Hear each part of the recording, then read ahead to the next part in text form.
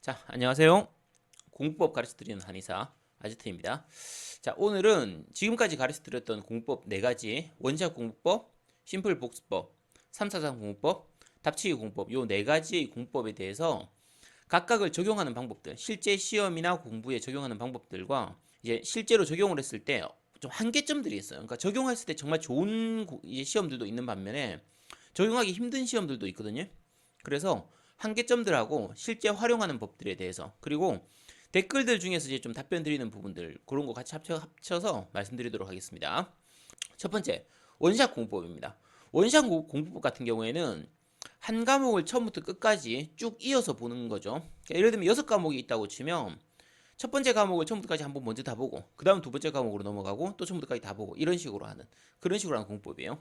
그러니까 일반적인 학교 커리큘럼이라든지 학원 커리큘럼 같은 경우에는 월요일은 A 과목, 화요일은 B 과목, 수요일은 C 과목, 이런 식으로 하루하루 다른 과목을 하는데, 원샷 공법은 처음부터까지 이번 주는 A 과목, 다음 주는 B 과목, 이런 식으로 아예 한 방에 처음부터까지를 다 보는 그런 공법이죠.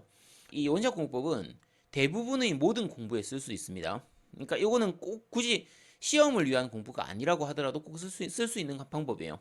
대신에 한계가 있습니다. 한계가 어떤 한계가 있냐면, 만약에 한 과목을 처음부터 끝까지 보는데 너무 오래 걸리는 과목들은, 그런 시험이나 그런 공부들은 좀 쓰기가 힘들어요.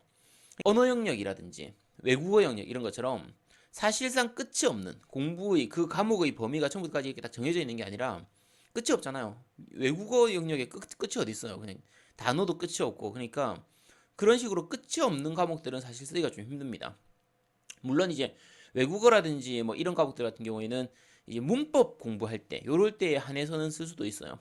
쓸 수도 있는데 일반적인 외국어 공부를 할 때는 그렇게까지 효과적이진 않습니다. 원시학 공부 같은 경우에는. 그리고 또 한 가지가 아까 처음 말씀드린 것처럼 한 과목을 공부할 때 너무 오래 걸리는 경우. 예를 들면 한 과목을 다 공부하는데 한 3개월쯤 걸린다. 강의를 다 듣는데 3개월쯤 걸린다. 그러면 이 원샷 공부법을 쓰는 이유 중에 하나가 뭐냐면, 처음부터까지를 빠르게 한번 다 봐서 전체 그 과목의 흐름을 읽고 전체적인 틀을 잡기 위한 건데, 처음부터까지를 다 보는데 3개월쯤 걸려버리면요, 이 3개월 끝날 때쯤 되면 처음 봤던 이게 기억이 잘 안 나게 돼요. 그래서 전체 범위가 너무 클 경우에는 사실 원샷 공부법을 쓰기엔 좀 한계가 있습니다. 대신에 이런 류의 과목들 같은 경우에는 그런 식으로 여러 번 공부를 한 다음에 한 4번, 5번째, 4회독, 5회독 할 때쯤의 그 복습을 할 때는 쓰기는 괜찮아요.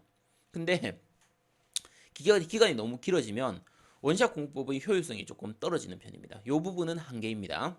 자, 그리고 외국어 공부를 할 때 원샷 공부법이 약간 한계가 있는 것 중에 하나가, 외국어 공부 같은 이런 공부들은 이제 귀를 트이게 만들고 입을 열도록, 입이 트이도록 만들어야 돼요. 말문이 열리도록 만들어야 되는데, 이렇게 하기에는 예를 들면 하루에 10시간씩 30일 공부하는, 이렇게 하는 것보다 차라리 하루에 1시간씩 300일 공부하는 게 더 나아요. 단어를 암기하거나 이런 게 머릿속에 남는 부분에서도 그렇고, 짧은 시간에 왕창 보고 한참 안 보는 것보다는 조금씩 꾸준히 보는 게 더 낫거든요. 그건 외국어의 특징입니다.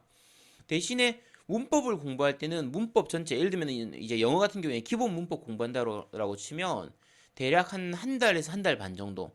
예를 들면 일본어 문법 뭐 한 중급 정도의 일본어 문법을 공부한다라고 치면 대략 뭐 한 2주에서 한 3주 정도면은 다 볼 수가 있거든요.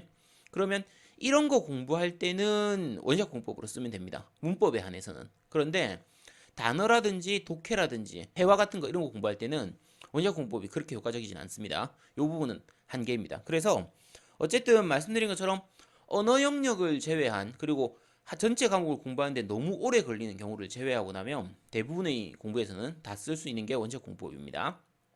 다음은 두 번째는 심플 복습법입니다. 심플 복습법은 매일 그 공부가 끝나고 났을 때 그날 공부했던 내용을 간단하게, 뭐 너무 길게 말고 5분에서 10분 정도 간단하게 훑어보라는 거죠. 그러니까 그리고 한 과목 전체를 다 보고 나면 대략 한 1시간 정도 투자해가지고 그 과목 전체의 내용을 역시 간단하게 좀 정리해서 보라는 그런 겁니다. 그게 이제 심플 복습법인데, 여기서 핵심은 두 가지예요. 수업 직후, 그러니까 공부가 끝난 직후, 그 직후라는 점하고, 두 번째는 간단하게라는 거예요. 너무 깊이 파고들고 너무 복잡하게 공부하려고 하지 말고 간단하게 훑어보라는 거죠.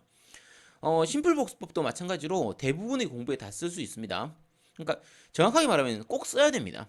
이거는, 그러니까 특히 혼자 공부하는 경우라면 그나마 차라리 안 써도 괜찮을 수 있는데 강의를 듣는 경우에는 어떤 문제가 생기냐면 보통 우리 그런 경우 많아요. 특히 민법이 그런 게 많은데 이제 교수님이 앞에서 한참 설명하고 이렇게 저렇게 하면 알 것 같아요. 이해가는 것 같아요. 끄떡끄떡하죠. 아, 그래, 맞아. 그런 것 같아. 아, 저렇게 되는 거네. 나중에 나 혼자 풀려고 하면 그게 안 풀립니다. 알 수가 없어요. 수학 문제 마찬가지죠. 앞에서 선생님이 수학 문제 딱 풀어요. 자, 풀이 이렇게 해서 풀면 돼. 자, 이렇게 해서 다 풀고, 자, 이렇게 하면 됩니다. 하고 한번 보면은, 보면서도 알 것 같아요. 아, 저렇게 되네. 아, 저 공식 쓰면 되지 뭐. 나중에 내가 그 문제 풀려고 하면 안 풀려. 그러니까, 볼 때, 아, 저런 거구나 하고 이해를 하는 거하고요. 내가 직접 확인해서 내가 아는 거하고는 전혀 다릅니다. 그런데 이 심플 복수법을 하면서는 그런 걸 한번 이렇게 챙기는 그런 효과가 있기 때문에 그래서 심플 복수법은 모든 공부를 할 때 꼭 쓰는 게 좋습니다. 요 3분, 5분 정도, 뭐 길어야 한 10분 정도 보는 건데 이 5분, 10분을 더 보느냐 안 보느냐에 따라 가지고 예를 들면 그날 공부했던 내용이 한 달 후에 내 머릿속에 사실 한 달쯤 지나고 나면 머릿속에 있던 게 거의 다 사라지거든요. 자, 그런데 그날 복습을 안 해두면 한 달 후가 됐을 때 90%는 사라지고 10%밖에 안 남아요. 근데 그 5분, 10분만 더 보는 것만으로도 10%가 아니라 20%가 남게 돼요. 물론 80%는 사라집니다. 80%는 사라지지만 그걸 안 보면 10%가 남을 걸, 90%가 사라질 걸, 그 5분, 10분만 더 봐도 10%를 더 남길 수가 있어요. 그래서 심플 복습법은 꼭 쓰시는 게 좋습니다. 이거는 아까 말씀드린 것처럼 모든 공부 상관없습니다. 그냥 시험을 위한 거든 아니든 모든 공부에서 다 적용하시는 게 좋습니다. 이건 한계 없습니다. 그냥 심플 복습법 무조건 하세요. 무조건 하시도록 하고 세 번째는 답치기 공부법입니다. 답치기 공부법은 이제 문제풀이 공부를 할 때 직접 문제를 풀지 말고 답지를 보면서 문제집에다가 미리 답을 적어 놓은 다음에 그냥 빨리 지문이라든지 문제를 빨리빨리 읽어보라는 거죠. 이렇게 읽어보면 이제 내용을 좀 빨리 이해할 수 있고 어떤 지문이 나오는지 어떤 부분을 꼬아서 내는지 그러니까 어떤 부분이 중요한지 이런 것들을 빨리빨리 파악할 수 있기 때문에 시간도 절약할 수 있고 직접 문제를 푸는 데 들어가는 그 정신 노동을 줄일 수 있기 때문에 피로도도 훨씬 적게 되는 그게 이제 장점인 그런 방법이죠. 그러니까 답치기 공법이 지금 문의가 제일 많이 들어와요. 댓글도 제일 많이 달리고 문의가 제일 많이 들어오는데 뭐 전기기사 시험에 쓸 수 있나요? 법무사 시험에 쓸 수 있나요? 세무사 시험에 쓸 수 있나요? 공무원 시험에 쓸 수 있나요? 이런 거 물어보시는데 제가 그 시험들을 다 쳐보질 않았어요. 그래서 구체적으로 말씀드리긴 힘들고요. 일단 답치기 공법은 거의 모든 객관식 시험에 다 쓸 수 있습니다. 주관식 시험일 경우에는 제한적으로만 쓸 수 있어요. 제한적으로 쓸 수 있지만 어쨌든 모든 객관식 시험에 다 쓸 수가 있고요. 주관식 시험에는 이제 약간 좀 방법을 바꿔가지고 써야 됩니다.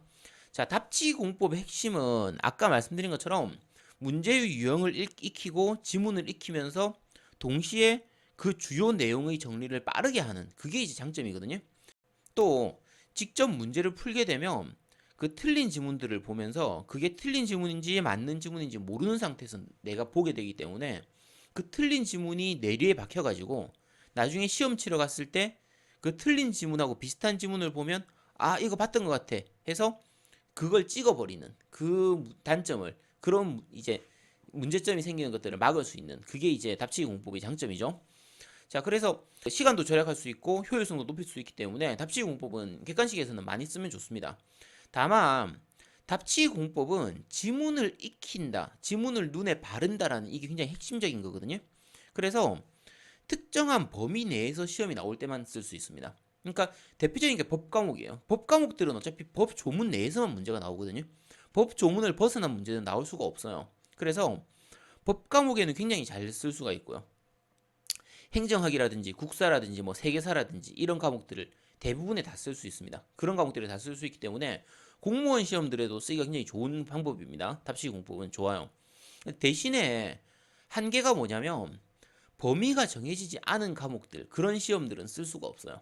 그러니까 대표적인 게 적성검사류라든지 수능 시험 같은 경우에 언어 영역 계열들이에요. 그러니까 국어죠, 국어 시험인데 국어 시험 이런 류나 뭐 외국어 시험 이런 거 언어 영역 같은 시험은 같은 지문이 두 번, 세 번 나올 일이 거의 없어요. 비슷한 문제가 안 나오죠. 범위 자체가 지정되질 않아요. 어떤 문장에서 나올지 완전히 새로운 문장들이 막 나온단 말이에요. 그러니까 이런 시험들은 지문을 익혀봤자 소용이 없습니다. 그래서 답지유 공법은 언어 영역 시험을 치거나 뭐 적성검사, 기업 적성검사 이런 거 치는 데는 별로 도움은 안 돼요. 도움은 안 되는데 이제 문제 유형은 익힐 수 있죠. 대략 이런 식으로 문제가 나오는구나, 문제 패턴이 이런 식이구나, 이 정도는 알 수 있지만 지문을 보는 게 별로 도움이 안 되기 때문에 그런 시험들에는 써먹을 수가 없어요. 근데 사실 딱 잘라 말씀드리면요, 적성검사류라든지 언어 영역류의 시험은 시험 공부하는 게 사실 별로 의미가 없습니다.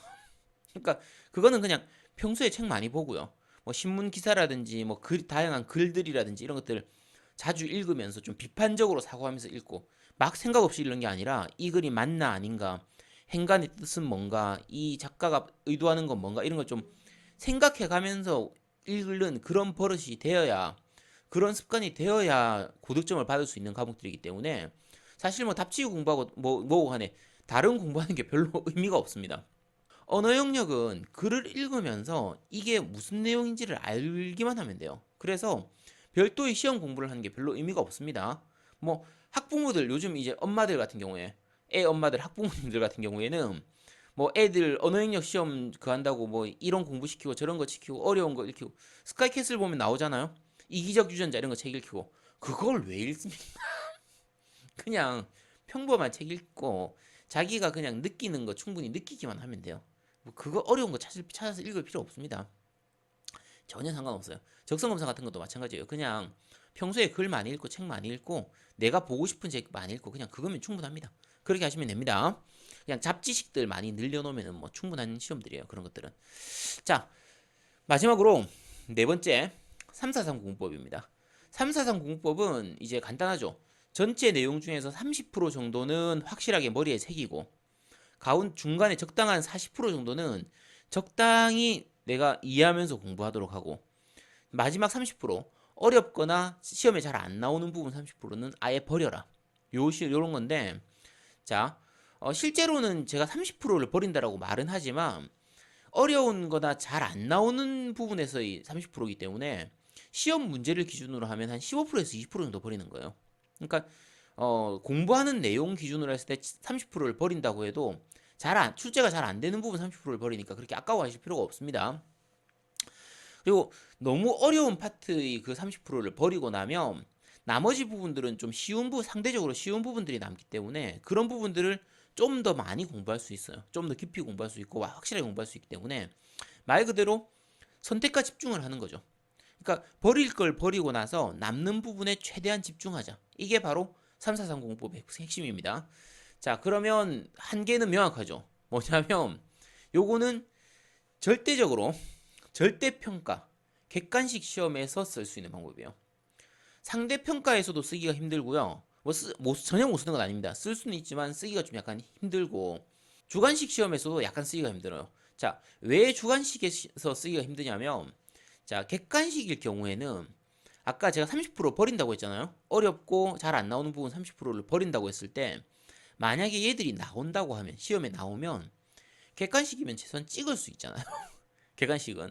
그러면 찍더라도 30점 중에서 6점 정도는 5, 6점 정도는 받을 수가 있거든요. 그래서 어차피 어려운 부분 열심히 공부해가지고 해도 30점 다 맞지 못한단 말이에요. 그 열심히 공부해도 한 15점, 20점밖에 못 받거든요. 그러면 차라리 아예 버리고 5, 6점만 받자 이거예요.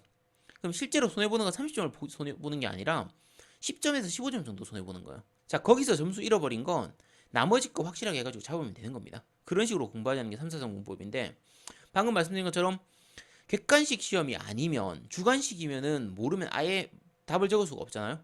그래서 쓰기가 힘듭니다. 또 한 가지가 중간에 있는 40% 있잖아요. 3, 4, 3에서 중간에 있는 40% 같은 경우에 이제 중간 순위에 있는 것들은 적당히 공부하는 거거든요. 그러니까 너무 깊이 확실하게 공부하려고 할 필요 없이 적당히 공부해 두면 객관식 같은 경우에는 가면 얼추 비슷한 거, 약간 애매하긴 해도 얼추 비슷한 것들이 답이 나오게 돼요. 그러니까 오지선다라고 쳤을 때 세 개는 확실하게 아닌 건 알겠는데 요 두 개 중에서 애매한 아리까리한 이런 식으로 답이 남게 되거든요. 그러면 객관식일 경우면 요 둘 중에서 하나다 싶을 때 둘 중에서 하나를 찍게 되면 40점 중에서 반은 맞출 수 있습니다. 20점은 맞을 수가 있게 돼요. 자, 그런데 주관식이면 아니죠. 객관식이면 둘 중에 하나 찍으면 되니까 괜찮은데 주관식은 정확히 아는 게 아니면은 아예 점수를 하나도 못 받는 수가 있어요. 처참하게 깨지는 수가 있기 때문에 주관식에서는 사실 343 공법을 쓰기 좀 힘듭니다. 그래서 343 공법은 명확합니다. 객관식이면서 절대평가인 시험. 요 시험에서 확실하게 쓸 수가 있고요. 그 외의 시험들에서는 조금 가려가면서 써야 돼요. 그러니까 좀 시험 난이도가 낮은 시험들, 그리고 전체적으로 경쟁자들이 그렇게 경쟁률이 높지 않은 시험들, 뭐 경쟁률만 한 2대1 이 정도 시험이면은 그럭저럭 쓸 수도 있지만, 뭐 공무원 시험 이런 것처럼 경쟁률이 뭐 100대1 이렇게 되는 시험에, 그런 시험에서는 쓸 수 없습니다. 그런 시험은 진짜 버리기가 힘들어요. 물론 그런 시험들도 버려야 됩니다. 10% 정도는 버려야 돼요. 10%에서 15% 정도는 버려야 되는데 그 버리는 게 더 나아요. 근데 아무래도 다른 사람들은 더 열심히 공부할 수가 있기 때문에 좀 343 공부법처럼 많이 버리기는 힘든 그런 부분들이 있습니다. 여기 이제 343 공부법의 한계입니다. 특히 학교 시험 있죠. 초중 고등학교 학교 시험. 대학교는 이제 343 공부법처럼 버릴 거 버리고 공부해도 됩니다. 근데 초중 고등학교는 웬만큼 중하위권 학생들이 아니라고 하면 중간급 이상만 되더라도 중상위권만 되더라도 그 사실 내용이 그렇게 많지도 않고요. 초중고등학교 시험은 시험 범위가 그렇게 많지가 않거든요. 많지도 않고 내용이 그렇게 어려운 것도 아니기 때문에 여기서는 뭐 버리겠다 이런 거 생각하시면 안 됩니다. 그냥 다 공부해야죠. 그래서 3사정법은 학교 공부에는 별로 효율적이지 않습니다. 이 부분은 좀 약간 알아두시도록 하시고요. 질문 주신 분 중에서 그런 분들이 있었어요. 3사정법에 달린 그 댓글인데 왜 30%를 버리냐? 버릴 필요가 있냐? 버리면 너무 위험하지 않냐? 남은 70%에서 다 맞춘다는 보장이 어딨냐? 그리고 거기까지 공부하면 충분히 점수를 받을 수가 있는데 왜 그걸 버리냐? 뭐하러 그걸 버리냐? 이렇게 물어보시는 경우가 있는데 그게 선택과 집중이라는 개념을 잘 몰라서 그렇게 말씀하시는 것 같아요. 그러니까 시간이 많고 머리가 좋다고 하면요. 그거 다 공부해도 됩니다. 근데 제가 제시해 드리는 공법이 대부분은 가성비가 좋은 공법이거든요. 그러니까 시간이 많이 없는 분들을 위해서 제시하는 공법이에요. 그래서 공부할 시간도 충분하지가 않고 내가 머리가 딱히 아주 좋은 것도 아닌데 어설프게 이것저것 다 공부하고 뭐 전체를 다 공부하려고 하다가 잘못하면 죽도 밥도 안 되는 수가 있어요. 그래서 버릴 부분은 깔끔하게 버리고 내가 집중할 수 있는 부분에 확실하게 최대한 집중하자 라고 하는 이게 훨씬 효율적인 공법이에요. 그래서 343 공법을 말씀드리는 겁니다. 그러니까 버리는 거를 너무 걱정하실 필요가 없어요. 버려도 됩니다. 전혀 걱정하지 않으셔도 돼요. 그러니까 같은 시간 동안 공부한다고 쳤을 때 전체 내용을 다 보려고 하면 예를 들면 5번 정도 볼 수 있는 시간이라고 쳐요. 그러면 그 중에 30%를 버리고 남은 70%만 공부한다고 치면 똑같은 시간에 10번 이상 볼 수 있어요. 자, 분량상으로 봤을 때 30%를 줄이기만 하면요. 내가 남은 부분은 2배를 더 볼 수 있어요. 그러니까 왜냐면 처음 볼 때는 시간이 오래 걸리겠지만 5번, 6번 이렇게 반복해서 보면 볼수록 한 번 보는데 걸리는 시간이 줄어들거든요. 그래서 아까 말씀드린 것처럼 30%의 양을 떼서 줄이고 나면요. 남은 70%에 대해서는 2배 이상 더 많이 볼 수 있습니다. 그리고 우리 머릿속에 들어올 수 있는 게 기억력 진짜 좋은 분들은 그냥 다 공부해도 돼요. 근데 머릿속에서 암기할 수 있는 양이라든지 넣을 수 있는 머릿속에 집어넣을 수 있는 양이 한계가 있어요. 누구나 한계가 있습니다. 그러면 암기해야 될 걸 너무 많이 만들어서 예를 들면 암기해야 될 걸 100개를 만들어 가지고 그 중에 50개를 맞추려고 하는 것보다요. 차라리 잘 안 나오는 30개를 버린 다음에 나머지 70개만 외워서 그 중에서 40개를 맞추는 게 훨씬 쉬워요. 훨씬 쉽습니다.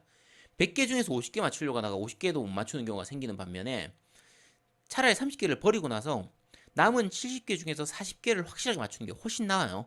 그래서 흔히 말하는 2마리 토끼를 다 잡으려다가 한 마리도 못 잡는다는 말이 있잖아요. 그러니까 차라리 깔끔하게 버릴 거 버려야 확실하게 잡을 수 있습니다.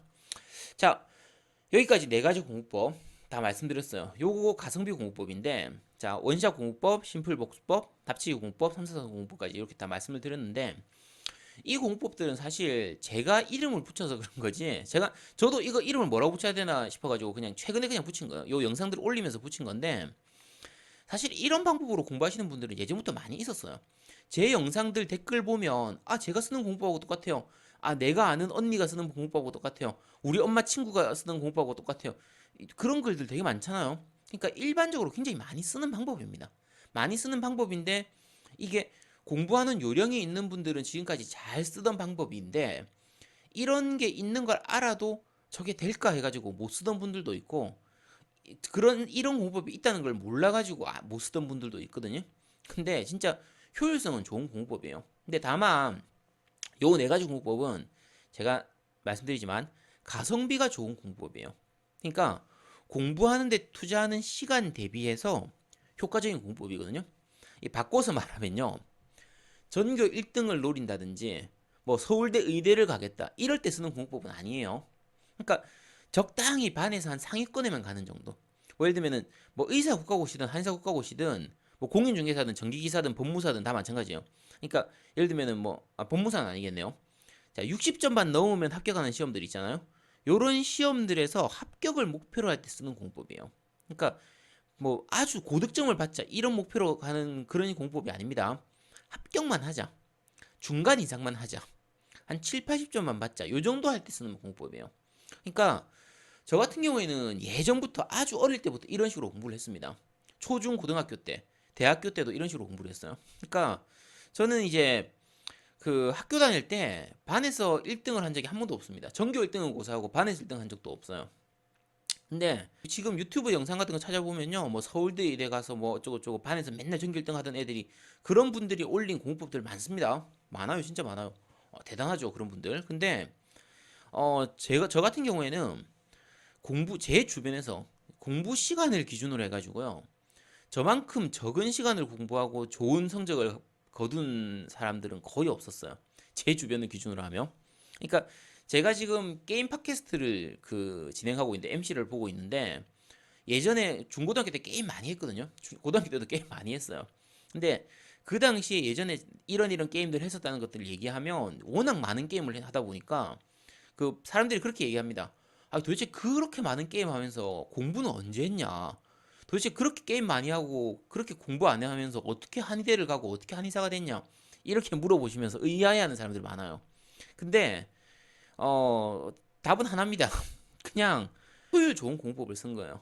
그러니까 말 그대로 작은 시간에 최소의 시간을 공부를 해도 최대 효과를 얻을 수 있는 그런 공법들을 계속 써온 겁니다. 그러니까 공부는 너무 어렵게 하지 말고요. 너무 힘들게 할 필요 없어요. 그냥 즐겁게 하시는 게 제일 좋아요. 평생 공부해야죠. 너무 어려우면 계속 공부 못 하잖아요. 그러니까 즐겁게 나 하고 싶을 때 그냥 너무 부담되지 않게 마음 편하게 이렇게 공부하는 게 제일 공부할 때 좋습니다. 그게 효율이 제일 좋거든요. 그러니까 그렇게 공부하는 방법을 제가 가르쳐 드리는 거예요. 그러니까 제 가르쳐 드리는 이 가성비 좋은 공법들 네 가지 공법은 그렇게 어려운 공법들이 아니에요. 그러니까 아까 말씀드린 것처럼 유튜브에 있는 뭐 서울대 의대에 간 사람들 쓰는 공부법, 사시 패스한 사람들 쓰는 공부법, 뭐 무슨 그런 공부법들을 보면 좀 따라하기 힘든 공부법들이 많아요. 그분들은 가능한데 뭐 하루에 13시간씩 공부했어요. 뭐 1년 동안 죽어라 밥만 먹고 공부만 했어요. 저 그렇게 못합니다. 저 그렇게 못해요. 뭐 7일 공법 보면 7일 만에 시험 합격하는 법, 뭐 전 그렇게 못합니다. 저 그렇게 못해요. 그러니까 그거는 그 사람들이나 할 수 있는 공법이고요. 누구나 할 수 있는 공법이 아니잖아요. 저도 못합니다. 그런 공법은. 그러니까 제가 제시해드리는 이 가성비 좋은 공법들은 누구나 쓸 수 있는 방법이에요. 그러니까 이게 제가 말씀드리는 공법이 최고의 공법은 아닙니다. 이 공법이 최고입니다. 이런 말씀 안 드려요. 안 맞는 사람도 있을 거예요. 야, 이렇게 해서 난 안 맞더라 이런 분도 많을 거예요. 근데 적어도 누구나 쉽게 따라 할 수 있고 공부 자체를 그렇게 어렵게 하지 않아도 되는 공법들이에요. 그러니까 하루에 뭐 5, 6시간 이상씩을 공부할 필요도 없고요. 있는 거 없는 거 다 배우려고 할 필요도 없어요. 그냥 뭐 자다가 깨어나서 공부하고 뭐 밤새 공부하고 그럴 필요도 없습니다. 적당히 마음 편하게 즐겁게 중간에 포기하지 않고 그냥 끝까지 가자 이런 걸 목표로 해서 완주만 하자 이런 느낌으로 공부하는 공법이거든요. 그러니까 다른 공부법들을 보면서 따라해 보려고 하다가 포기하신 분들이 있으면요. 제가 말씀드리는 공법 한번 써보시도록 하세요. 나쁜 공법은 아니니까 최고의 공법인지는 제가 글에는 최고의 공법 이렇게 적어놨는데 사실 최고의 공법이라고 제가 말씀드리긴 좀 민망하고 어쨌든 좋은 공법들입니다. 한번 써보시도록 하시고요. 요 공법들에 대한 영상은 오늘 여기까지 하고 아마 끝일 거예요. 그 질문에 대한 답글은 좀 달아드릴 텐데 특별히 다른 질문들이 없으면은 이제 요 네 가지 공법에 대해서는 요 정도까지만 설명을 드리고 나중에 이제 서브노트 정리하는 법이라든지 다른 것들은 다시 좀 더 정리해서 올려드리도록 하겠습니다. 올려드릴 테고 다음 주에는 아마 영상을 업로드하지 않을 예정일 것 같고 다다음 주쯤에 아마 5월 초쯤에 조금 좀 가볍게 좀 재밌게 볼 수 있는 영상을 좀 올리려고 하거든요. 그러니까 그 댓글 다시 달아주신 분 중에서 이런 댓글이 있었어요. 이런 댓글. 이연희님이 올린 댓글인데 이렇게 적으셨습니다. 아제트님 항상 좋은 강의 감사합니다. 주부다 보니 집안에 이런 일 저런 일 챙기다 보면 초심을 잃고 점점 느슨해집니다. 공부도 미뤄지기도 하고요. 정신 차리게 따끔한 한 말씀 부탁드립니다. 라고 남기셔서요. 다음 영상은 따끔한 한마디로 잔소리 영상을 좀 올려드리겠습니다. 다음 영상은 꼰대 영상입니다. 꼰대의 잔소리를 이제 주제로 해서 영상을 좀 올려드릴 테니까 그냥 재밌게 봐주시기 바랍니다. 자, 지금까지 공법 가르쳐드리는 한의사 아제트였습니다. 좋아요하고 구독 눌러주시도록 하시고요. 좋아요는 저기 있죠? 네, 구독 눌러주시기 바랍니다. 자, 감사합니다. 감사합니다.